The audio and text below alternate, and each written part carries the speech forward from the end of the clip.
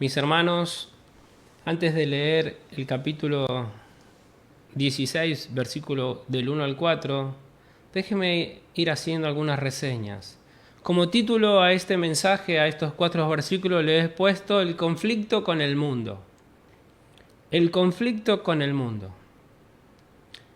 Los seguidores de Jesús siempre han enfrentado la hostilidad de este mundo. Desde el principio de la Iglesia, los apóstoles y quienes estaban cerca de estos apóstoles soportaron una persecución intensa. Los ridiculizaron, los desdeñaron, los denunciaron, los acosaron, los arrastraron, los golpearon, los martirizaron. Muchos pagaron incluso el precio final de dar su vida como mártires por causa de su Salvador. Miren, un repaso breve de la tradición cristiana antigua nos revela que a Pedro, que a Andrés y que Santiago, hijo de Alfeo, los crucificaron. A Santiago, el hijo de Zebedeo, los decapitaron igual que a Pablo. A Tomás lo atravesaron con lanzas. A Marcos lo arrastraron hasta morir en las calles de Alejandría. Y a Santiago, el medio hermano de nuestro Señor Jesús, lo apedreó el Sanedrín. Felipe también murió lapidado. Otros, cuya lista incluye a Mateo, a Simón el Celote, a Tadeo, Timoteo y Esteban, también murieron por su compromiso inquebrantable con su Señor. La persecución continuó en las generaciones siguientes. Bajo el dominio de los emperadores romanos de los 3 primeros siglos, se arrestó, se torturó y se asesinó a miles de creyentes fieles. Un ejemplo notable es nuestro hermano Policarpo, el anciano obispo de Esmirna. Lo arrestaron cerca del 160 después de Jesús por ser cristiano. Luego lo amarraron a una estaca y lo quemaron vivo. Cuando se le pidió que negara a Jesús, Policarpo se plantó con una firmeza loable. Y estas son sus palabras: le he servido 86 años y nunca me hizo daño. ¿Cómo puedo entonces blasfemar de mi Rey y Salvador? La persecución de la iglesia verdadera volvió a alcanzar un punto alto durante la Reforma Protestante. Consternado por la corrupción moral de este tiempo y de las doctrinas de la Iglesia Católica Romana, estimulado por las enseñanzas claras de las Escrituras, los reformadores denunciaron el sistema católico de indulgencias y el falso evangelio de la salvación por obras. Y la respuesta de Roma, esta iglesia falsa, fue violenta. Según John Dowling, un historiador protestante, dice que la Iglesia Católica Romana mató más de 50 millones de herejes entre el año 606 después de Jesús hasta mediados del siglo XIX. Martín Lutero dijo, comentando sobre las tácticas asesinas de la Iglesia romana, dice: si el arte de convencer a los herejes por fuego fuera el correcto, entonces los ejecutadores serían los doctores más instruidos de la tierra.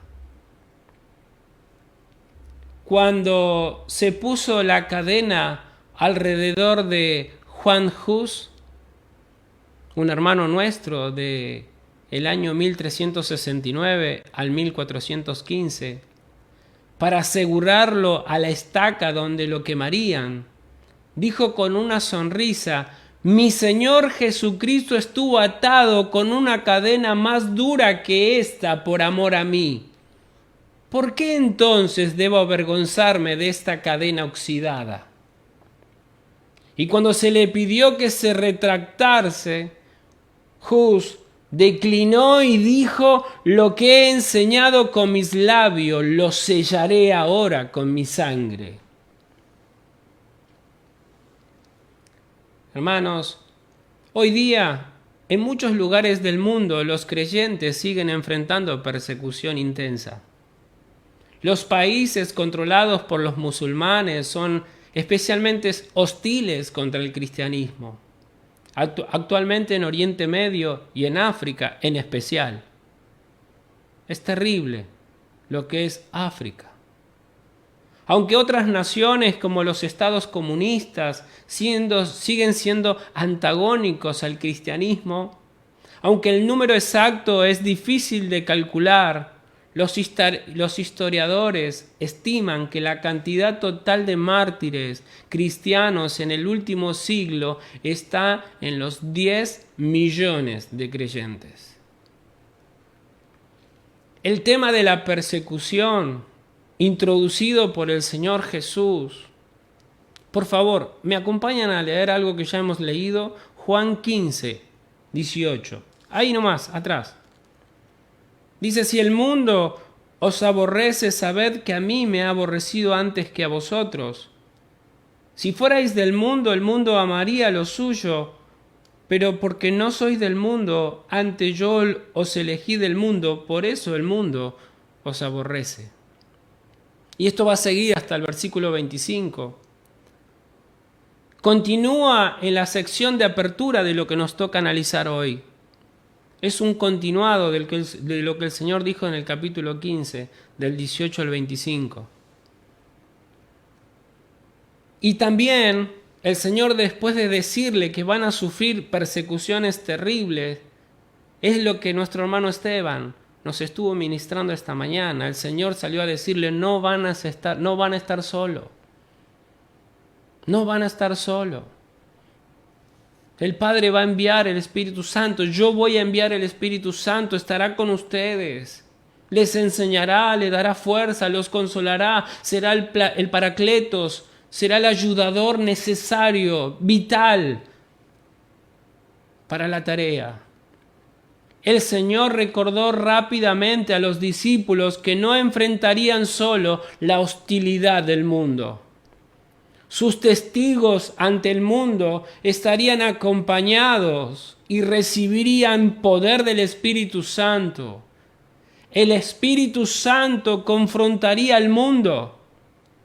No solo daría testimonio de Jesús, también convencería a los pecadores de la verdadera condición de sus corazones.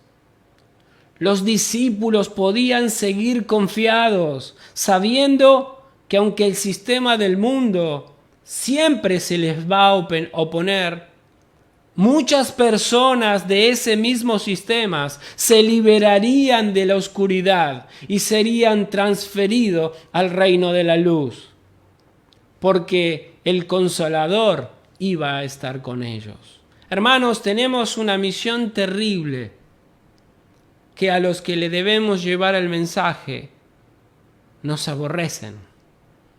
Pero debemos confiar, porque el Espíritu Santo es el encargado de convencer al pecador. Debemos notar la sutil diferencia entre lo que el Señor les dice a sus discípulos en el capítulo 15, con lo que comienza diciendo en el capítulo 16. En el capítulo 15 les dice lo que deben hacer. Ejemplo, por favor, rápidamente. 15, 4.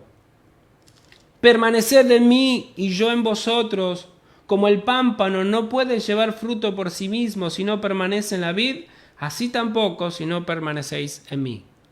Versículo 9 del 15. Como el Padre me ha amado, así también yo os he amado. Permaneced en mi amor. Versículo 12. Este es mi mandamiento, que se amen unos a otros como yo os he amado. Versículo 14. Vosotros sois mis amigos si hacéis lo que yo os mando. Versículo 17. Esto os mando, que os améis unos a otros. Esto es lo que ellos debían hacer. Pero en el capítulo 16 les dice lo que Dios haría por ellos a través del poder del Espíritu Santo que va a estar en ellos. Y veamos algunos ejemplos rápidos. Y ahora sí, leamos el capítulo 16 del 1 al 4. Estas cosas os he hablado para que no tengáis tropiezo. Os expulsarán de las sinagogas. Y aún viene la hora cuando cualquiera que os mate pensará que rinde servicio a Dios. Y harán esto porque no conocen al Padre ni a mí. Mas os he dicho estas cosas para que cuando llegue la hora se acuerden de que ya se los dije. Y también versículo 7. Pero yo os digo la verdad, os conviene que yo me vaya, porque si no me fuera, el Consolador no vendría a vosotros, mas si me fuere, os lo enviaré. 16:13. Pero cuando venga el Espíritu de verdad, Él os guiará a toda verdad, porque no hablará por su propia cuenta, sino que hablará todo lo que oyere, y os lo hará saber las cosas que habrán de venir. El Espíritu Santo consolaría, fortalecería y ayudaría a los discípulos en medio de su conflicto con el mundo. Yo entiendo, ahora comprendo el porqué de muchos cristianos se amoldan al mundo. Comprendo. Porque en la carne es imposible llevarle el Evangelio. Solo el Espíritu Santo tiene poder de convertir a un pecador. Por eso vamos a leer más adelante que estos discípulos necesitaban esperar para recibir poder.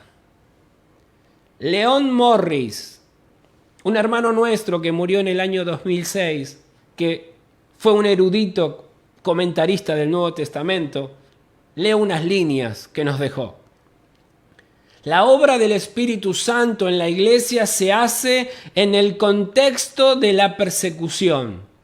El Espíritu no es guía y consolador para quienes van por un camino derecho, perfectamente capaces de administrar sus vidas. Él viene a ayudar a los hombres atrapados en el fragor de la batalla, quienes son probados más allá de sus fuerzas.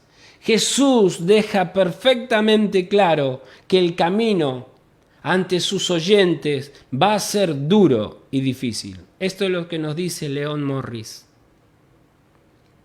La misión del Espíritu Santo y los creyentes, como nuestro hermano Esteban lo explicó claramente esta mañana, es dar testimonio de Jesús.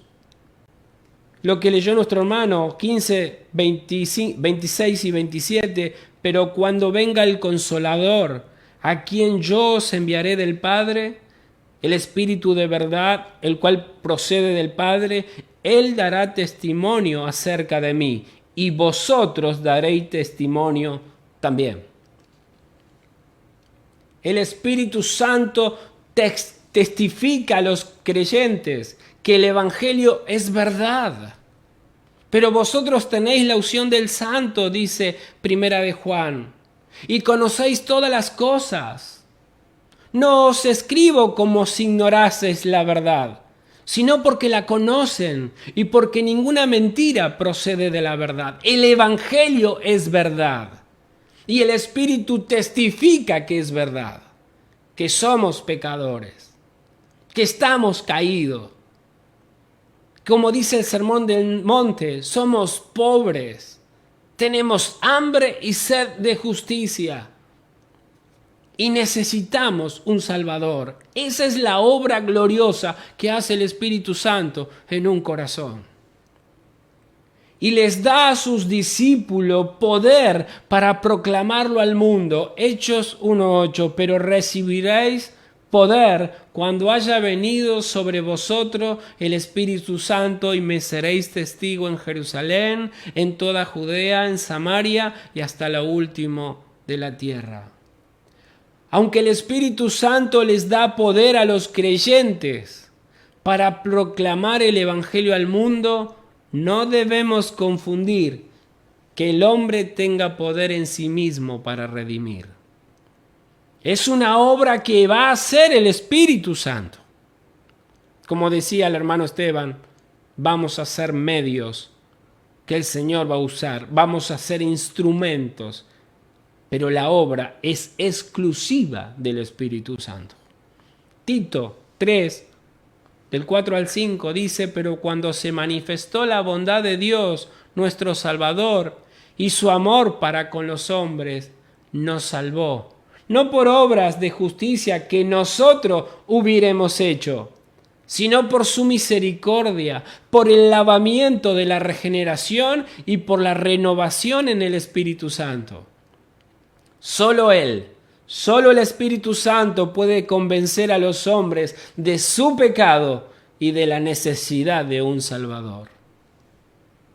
Estos versículos, Jesús advirtió a sus discípulos que enfrentarían conflicto con el mundo, pero les consoló con la venida prometida del Espíritu Santo y les explicó que el Espíritu los ayudaría, pero también obraría en los incrédulos para convencerlos de su pecado. El Espíritu Santo viene a fortalecer a los creyentes y a convencer a los mundanos para que sean creyentes.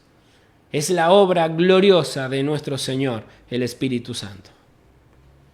Y en esta tarde nos toca ver en su palabra el conflicto con el mundo.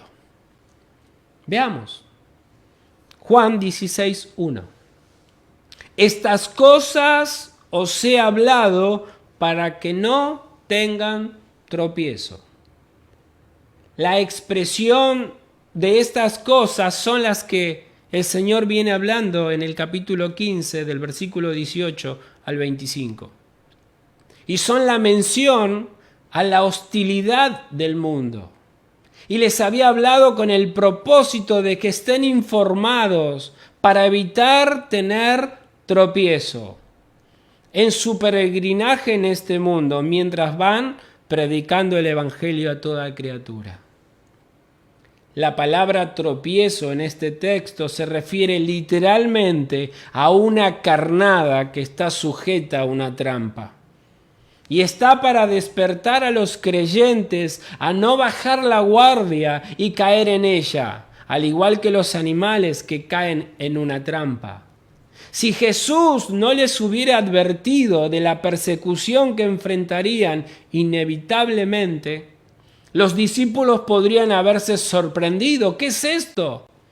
¿Qué es esto que nos está ocurriendo? Se podrían haber desilusionado. Y luego su fe podría haber decaído. A pesar de que Jesús dijo a sus discípulos que les esperaban persecuciones, ellos se disminuyeron y se apocaron a la primera señal.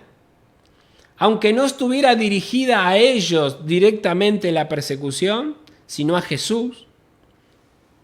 Jesús les dijo que en el camino del aposento alto hasta el Getsemaní, les dijo, todos vosotros os escandalizaréis de mí esta noche, porque escrito está, heriré al pastor y las ovejas del rebaño serán dispersadas.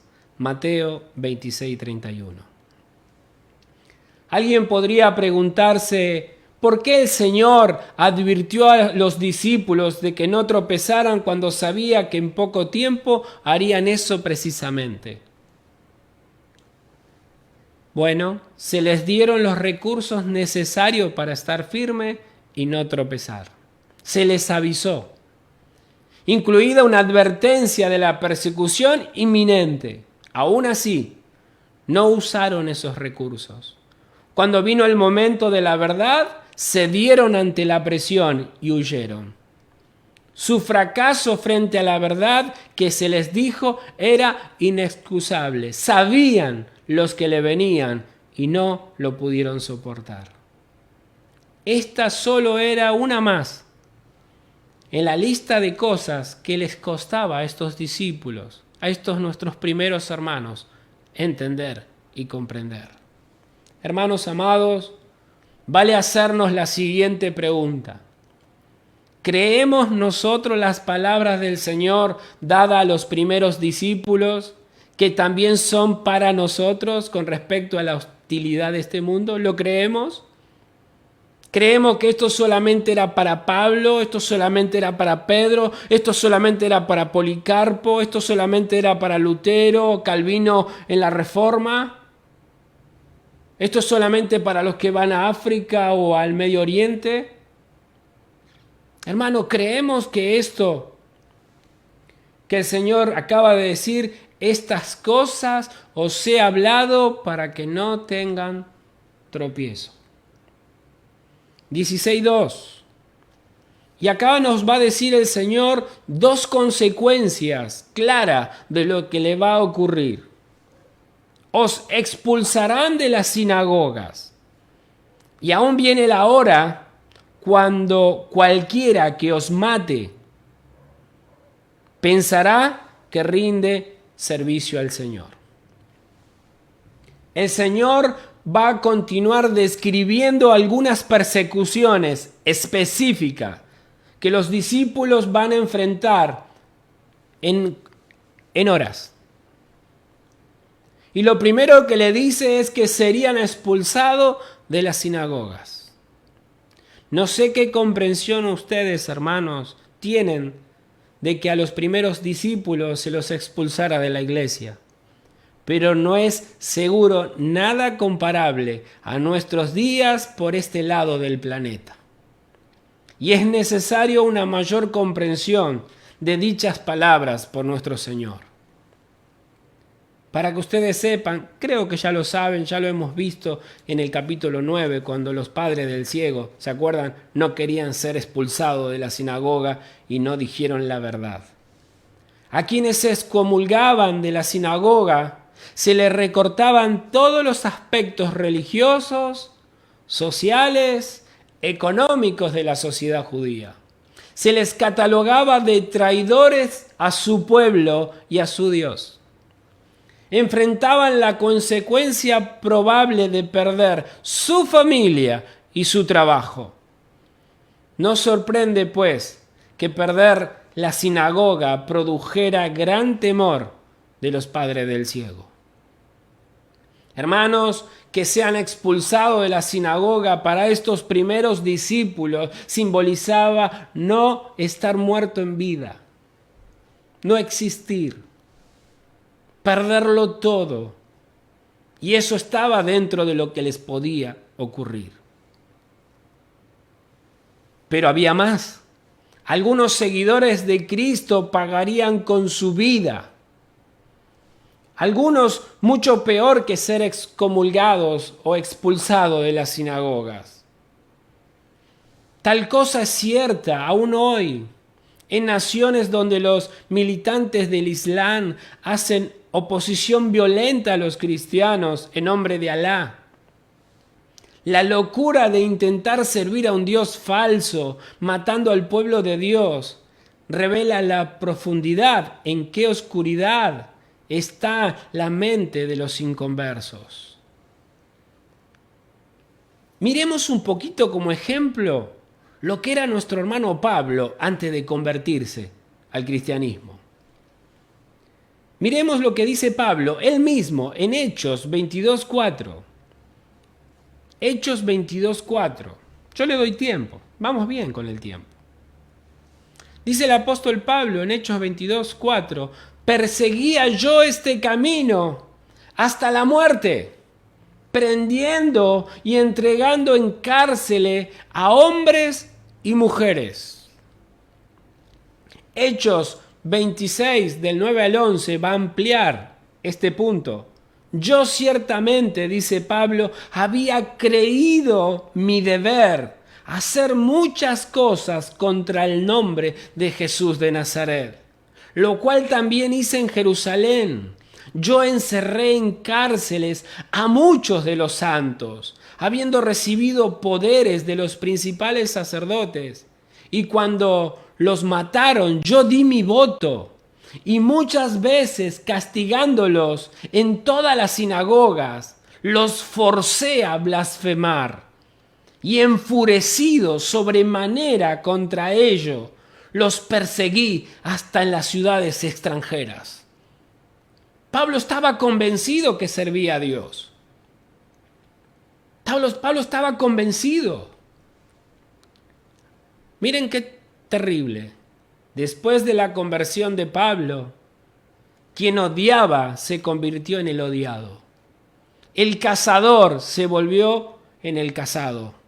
El perseguidor en el perseguido. Pablo enfrentó la oposición de los judíos y de los gentiles. Y cumplió así la predicción del Señor acerca de él, cuando le dijo en Hechos 9:16, yo le mostraré cuánto le es necesario padecer por mi nombre. Yo no sé si te estás enterando hoy que el Señor te ha llamado a padecer por su nombre. Lo terrible para los cristianos no es que sean perseguidos por el mundo por ser fieles hombres de Dios, sino que en su disfraz, este mundo, en su disfraz religioso de hombres buenos, esto solo para agregar más angustia a los creyentes. Estos son sacados del sistema, los creyentes son sacados del sistema como personas herejes, infieles a su Dios. Los verdaderos creyentes son tratados como herejes. Le pasó al Señor Jesucristo, echado de su templo como un hereje. Le pasó a sus apóstoles, todos echados como hereje. Le pasó a los hermanos del primer siglo y a los reformadores. Y sigue pasando en la actualidad. Los verdaderos creyentes son echados como herejes, mientras los herejes creen que están sirviendo a Dios. Hermanos, corresponde hacernos otra pregunta. ¿Estamos dispuestos como el Señor y los primeros discípulos y los del primer siglo y los reformadores, también nosotros a perderlo todo si es su voluntad? Y cuando digo todo, es todos, mis amados, y hasta parecer unos herejes. Más de uno de ustedes que combaten la fe conmigo se pudieron haber sentido así cuando hemos perdido un templo. Pero debemos comprender que los hombres de Dios son difamados, murmurados, maltratados, echados. Pero es ahí cuando Dios saca lo mejor de su pueblo, lo mejor de la iglesia. Y ahora el Señor nos va a explicar el por qué sucede esto. Juan 16:3. Y harán esto porque no conocen al Padre ni a mí. El Señor está diciendo, lejos de servirme a mí, estas personas no me conocen en absoluto. Ninguno que odia a Jesús y a sus discípulos me pertenece. Primera de Juan 4:20 y 21 dice esta maravillosa palabra. Si alguno dice, yo amo a Dios y aborrece a su hermano, es un mentiroso. Pues el que no ama a su hermano, a quien ha visto, ¿cómo puede amar a Dios, a quien no ha visto? Y nosotros tenemos este mandamiento de él: el que ama a Dios, ame también a su hermano.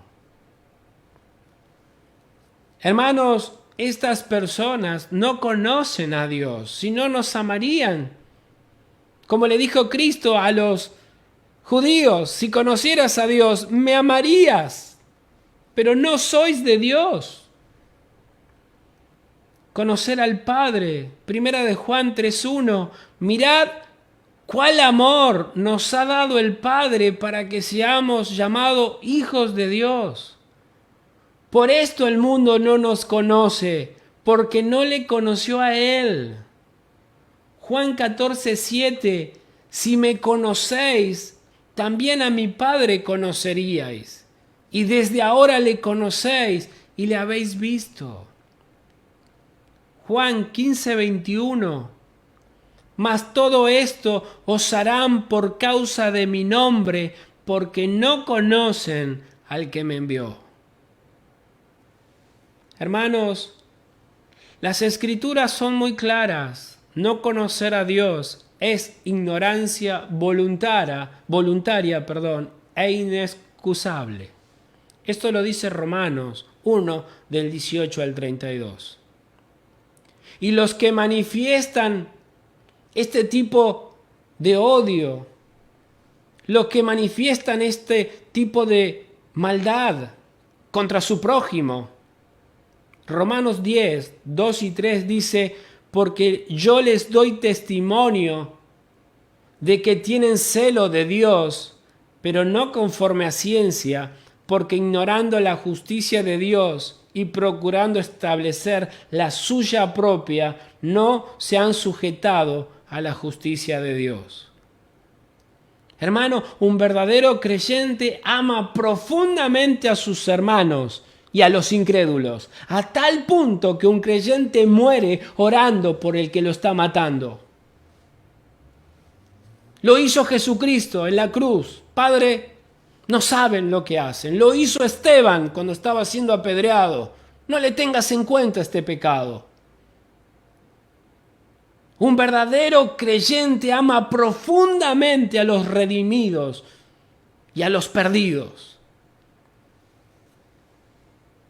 Viene bien recordar nuevamente las palabras del reformador Martín Lutero, quien dijo, comentando sobre las técnicas de la Iglesia Católica Romana: si el arte de convencer a los herejes por fuego fuera lo correcto, entonces los asesinos serían los doctores más instruidos de la tierra. Esto dijo nuestro hermano Martín. Hermanos, una tercera pregunta, y obvia por sí: ¿conocemos a Dios? ¿Conocemos a su Hijo? Si conocemos a Dios y a su Hijo, debemos saber que Él no quiere la muerte del impío y que Jesús no vino para condenar al mundo, sino para que el mundo sea salvo por Él. Y la tarea del Espíritu Santo es convencerlos de pecado, de justicia y de juicio.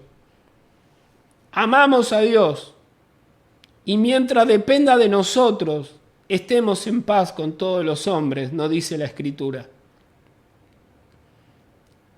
Hermanos, ¿conocemos a Dios? Realmente me da vergüenza algunos creyentes.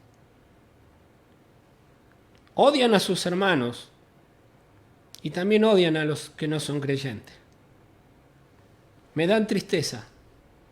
No es el Evangelio de la Biblia. No es el Señor Jesucristo. No son sus discípulos. No son los primeros discípulos del Señor del primero y segundo y tercer siglo. No son los reformadores. Me hacen acordar al hermano Juan y a su hermano Jacobo, cuando todavía no comprendían bien el reino del Señor Jesucristo, cuando dijo: Señor, ¿quieres que mandemos fuego y los quememos a todos? Y el Señor le dijo: ¿de qué? espíritu son ustedes? ¿De qué espíritu somos, hermanos, si no amamos a los hermanos y aborrecemos a los inconversos? ¿Cómo los vamos a convertir? Nosotros lo amamos a Él porque aun siendo pecadores, Él murió por nosotros. Nos parecemos a Cristo cuando damos la vida por los pecadores, cuando soportamos los insultos, cuando soportamos todo lo que nos hacen y seguimos amándolos y orando por ellos para que el Señor toque sus corazones. Juan 16:4. Mas os he dicho estas cosas para que cuando llegue la hora os acordéis de que ya os lo había dicho. El versículo 4, Jesús dio otra razón más para su advertencia a sus discípulos. Os he dicho estas cosas para que cuando llegue la hora se acuerden de que ya se los dije. Y la persecución llegará con seguridad.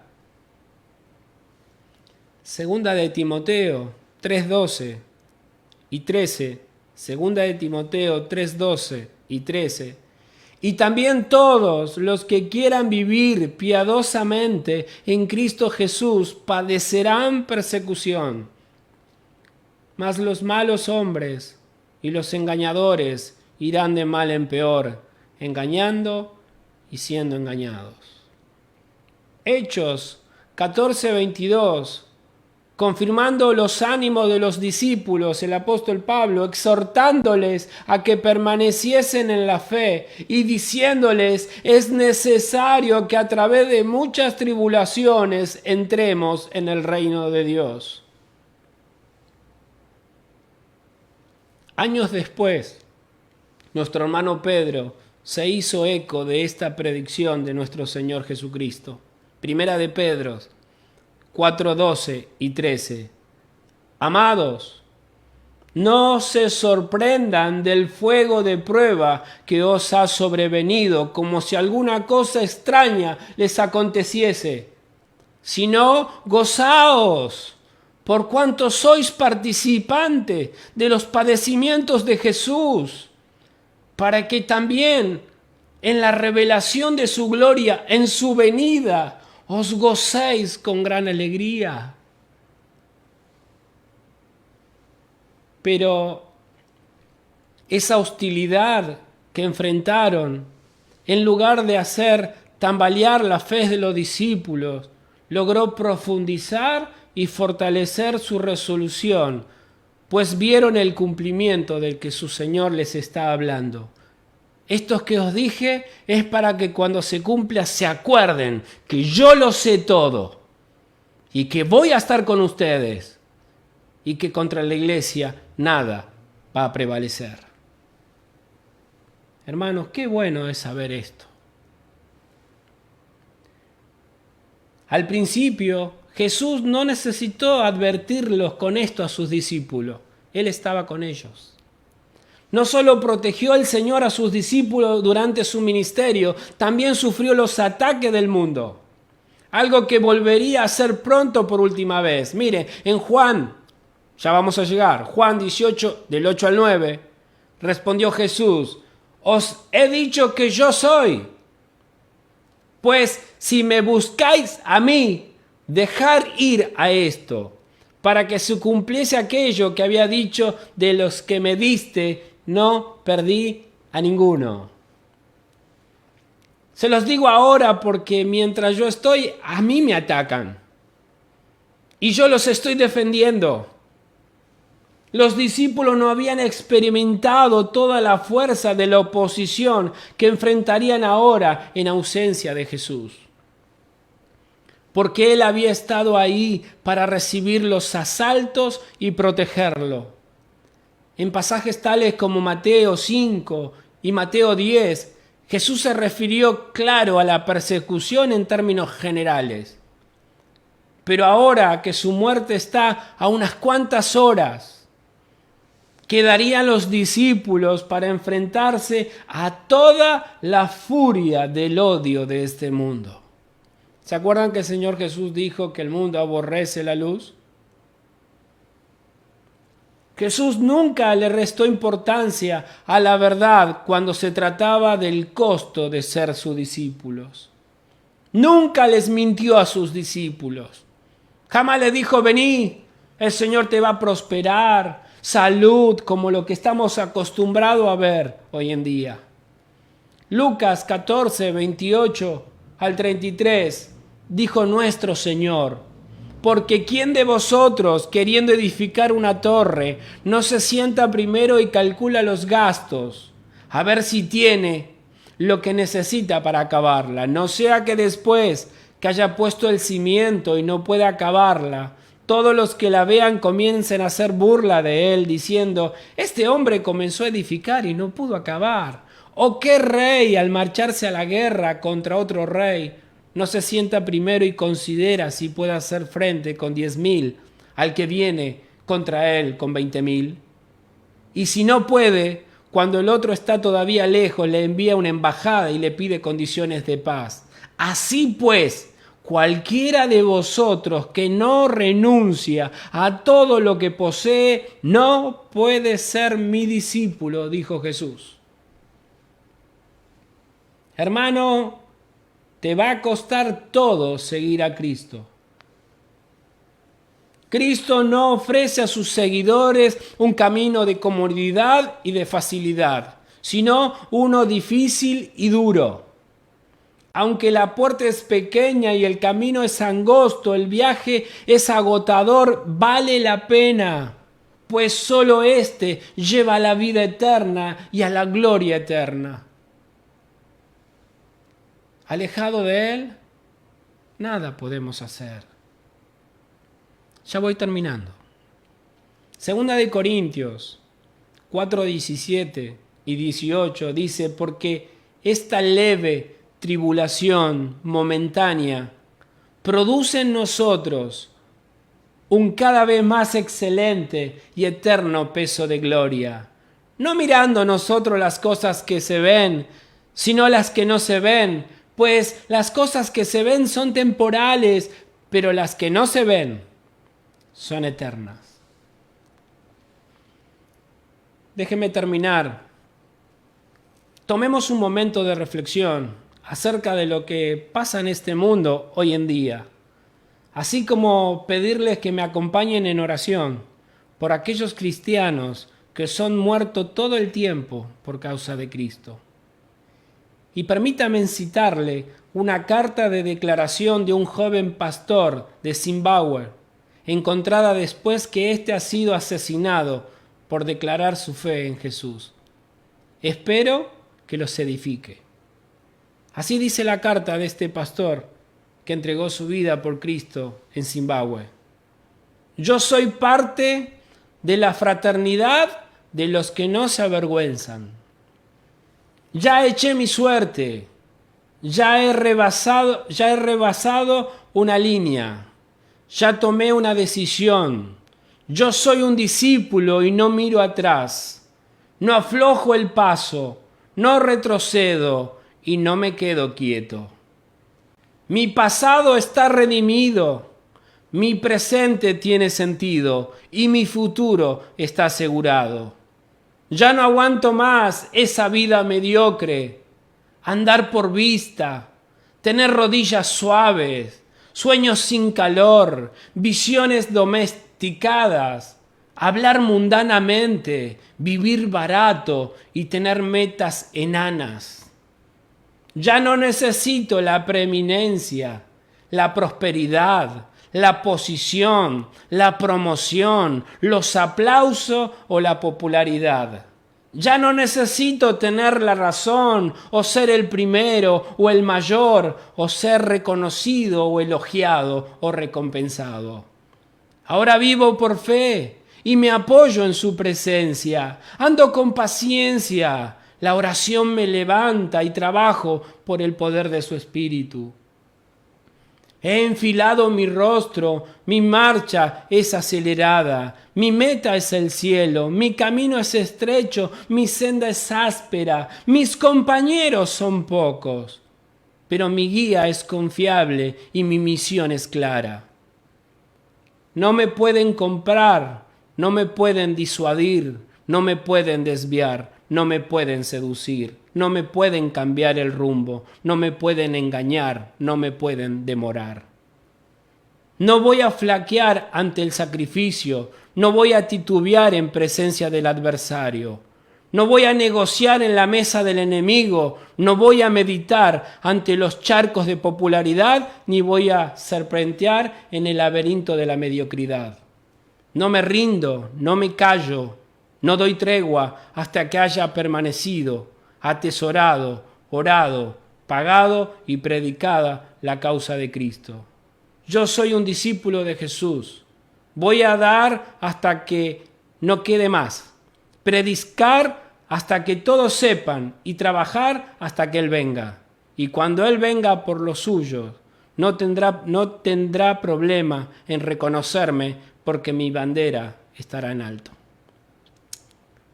Ojalá le haya edificado, mi hermano, y pueda comprender que el Señor nos ha llamado a predicarle a los perdidos.